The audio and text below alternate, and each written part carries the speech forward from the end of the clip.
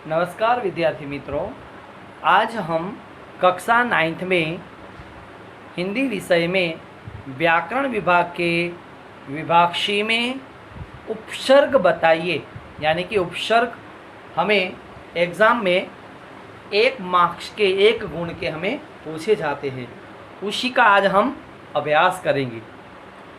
उपसर्ग उपसर्ग यानी कि जो हम शब्द हम बोर्ड में लिखे हैं, नोटिस बोर्ड पे, उसी में जो पहला अक्षर होता है उसी को हम उपसर्ग बोलते हैं। तो जैसे कि हम देख रहे हैं कि पहले शब्द लिखा है विजय, तो विजय का उपसर्ग बताइए, तो वी उसका उपसर्ग होता है।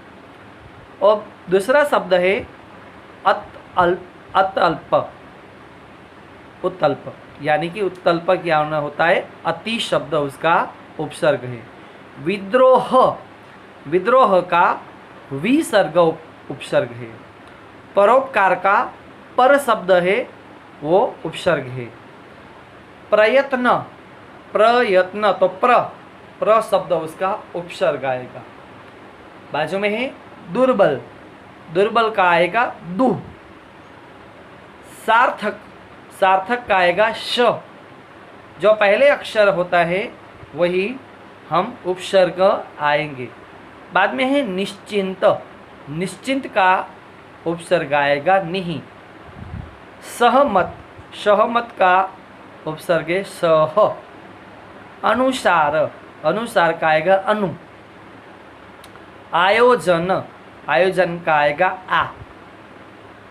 बाद में है अनुदार, अनुदार का आएगा अन्न शब्द बताया है। निष्कपट, निष्कपट का आएगा निस्वर्ष आएगा, वो उपसर्ग में आएगा। उपलक्ष्य का उपवर्ष है, उप शब्द है जो उपसर्ग आएगा। सहकर्मी का आएगा सह।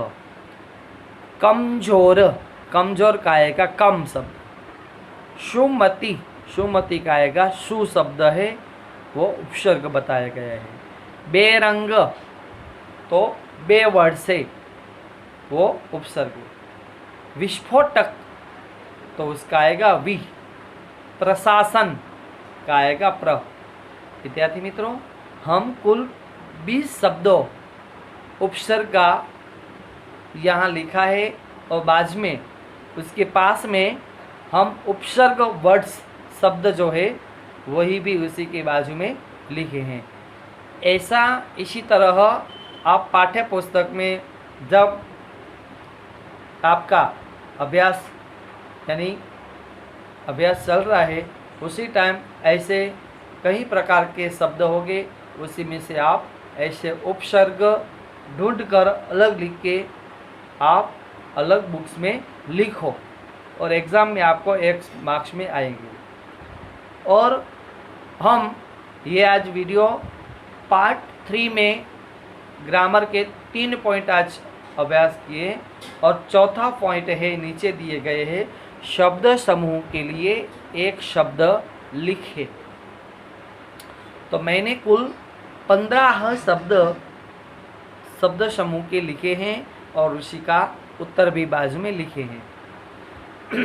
तो जैसे कि गुजराती में भी हम पढ़ते हैं कि शब्द समूह माटे एक शब्द आपो, ऐसी तरह हम ऐसे बोर्ड में दिखे रहे वो शब्द समूह का आज हम अभ्यास करेंगे। जैसे कि पहला शब्द है मन को हरने वाला, तो क्या होता है मन को हरने वाला, मनोहर। दूसरा पुराने ख्याल रखने वाला, पुराने ख्याल रखने, हमारे यानी कि कोई आगे कोई ख्याल रखने वाला होता है, उसको बोलते हैं दकियानूशी बोलते हैं। क्या बोलता है, दकियानूशी। तीसरा है रेतीला नदी पट, जो नदी की जो रेतीला पट होता है ना, उसी को क्या बोलते हैं, बालूचर बोलते हैं। चौथा है अपनी ओर खींचने वाला, जैसे कि हम कहीं ट्रैवलिंग यानी मुसाफरी कर रहे हैं, कहीं छोटा बच्चा हमें दिखाई दे, तो हमारी ता में कैसे घुर घुर के देखता है और हमारी नज़र को खींच लेता है, तो उसी को क्या बोलते हैं? आकर्षक बोलते हैं। क्या लगते हैं? आकर्षक।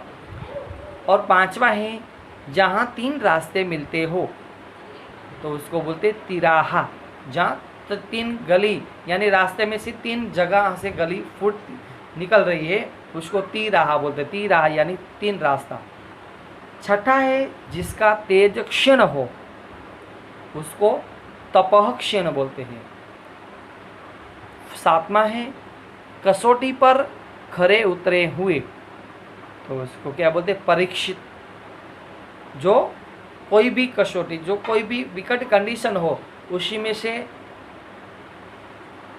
बाहर निकलते आते हैं, उसे परीक्षित होते हैं, यानी परीक्षित हो गए।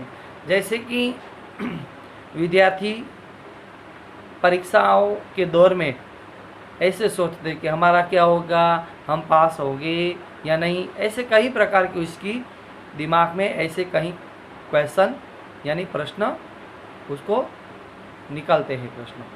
तो जैसे बोलते हैं कसौटी में खड़े उतरे, तो यानी कि परीक्षित। 8वां है पृथ्वी पर बसा संसार, तो उसके बोलते हैं भूलोक। भू यानी धरती का लोक। 9वां है अच्छी तरह से किया हुआ, समुचित यानी सोच समझकर कोई बात करता है, तो उसे बोलते हैं समुचित। 10वां है दूसरों के लिए उपकार करने वाला, तो कृतज्ञ। जैसे करते हैं ना हम एक दूसरे के क्लास में, हम सहपाठी होते हैं, तो सहपाठी को हम क्या करते हैं? कोई किसी के पास पेन नहीं है, पेंसिल नहीं है, बुक नहीं है, पुस्तक नहीं है, तो हम एक दूसरे को सहायता करता है। यानी हम पड़ोस में रहते हैं, हम हमारे कुटुंब में कहीं हमारे नज़दीक में रहते हैं, ऐसे कई प्रकार की हम एक दूसरों के ऊपर कहीं उपकार करते हैं, तो उसके बोलता है कृतज्ञ बोलता है। और 11वां है तरफदार, तरकारी बेचने वाली स्त्री यानी कुंजड़ीन। जैसे बोलते हैं सब्जियां बेचने वाली, जैसे इसको कुंजड़ीन बोलते हैं।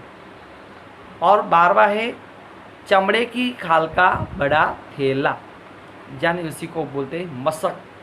जैसे कि आप 8वीं कक्षा में गुजराती में एक पाठ आया था, याद है आपको? हाँ, वो पाठ का नाम क्या पता है आपको? वो पाठ था वेणु और झुमा, है ना? उसी में आया था ना कि झुमा पूरे दिन वेणु की पीठ पर ऐसे चामड़े की मशक रख के, यानी बड़ा थैला रख कर पूरा गांव में पानी देने के लिए जाता था। 13वां है जिसमें सबका हित समाया हो वह, तो सर्वहितकारी बोलते हैं। जैसे बोलते हैं कोई गांव में वो सबको लोग को मदद करता है, जैसे कि साधु संत सज्जन लोग हैं ना, वो इसी में आते हैं, वो सबका ही हित ही सोचते हैं। 14वां है जिससे रोचे खड़े हो जाए, जैसे कोई ऐसा दृश्य देखते हैं, ऐसे कोई कहीं हमें सुनी नहीं हो, ऐसी कहानियाँ सुनते हैं, तो हम रोमांचक होते हैं। और 15 है मृगनाभि से निकलने वाला सुगंधी पदार्थ, इसको बोलते हैं कस्तूरी मृग बोलते हैं। क्या बोलते हैं? कस्तूरी मृग। बच्चे लोग, वो हर एक मृग में के नाभि में नहीं होती, वो कहीं जूझ ना मृग होते हैं, हिरण, उसी की ही नाभि से निकलता हुआ सुगंधी पदार्थ होता है, उसके कस्तूरी मृग बोलते हैं। उसी के अलावा हम कई प्रकार के 5 दूसरे ऐसे शब्द समूह के मैंने लिखा है, जो आप गृह कार्य करना और हर एक जो आपका कक्ष में जो दूसरा ऐसे कई प्रकार के आपको जहाँ चैप्टर यानी प्रकरण होते हैं, उसी में भी कहीं हम क्लास में आपको दिखाते हैं। तो ऐसे पहला है कनक जैसी आभा वाला, तो क्या बोलता है? आप गृह कार्य में लिखना। दूसरा है फणीधर नाग का बंधन। तीसरा है जहाँ शरण लिया जा सके। चौथा है शुभ मार्ग पर चलने का आशीर्वाद। 5वां है स्वामी के प्रति श्रद्धा रखने वाला। विद्यार्थी मित्रों, आज हम पाठ 3 द्वारा हम व्याकरण में उपसर्ग और शब्द समूह में एक लिए शब्द हम आज उसका अभ्यास किए और पार्ट 4 द्वारा हम नेक्स्ट टाइम दूसरा व्याकरण के पॉइंट्स को हम अभ्यास करेंगे। जो वर्ड में दिख रहे हैं उसी के अलावा आप कुछ गृह कार्य के रूप में आप अपनी बुक में लिखना और मेरे को भेजना। अस्तु।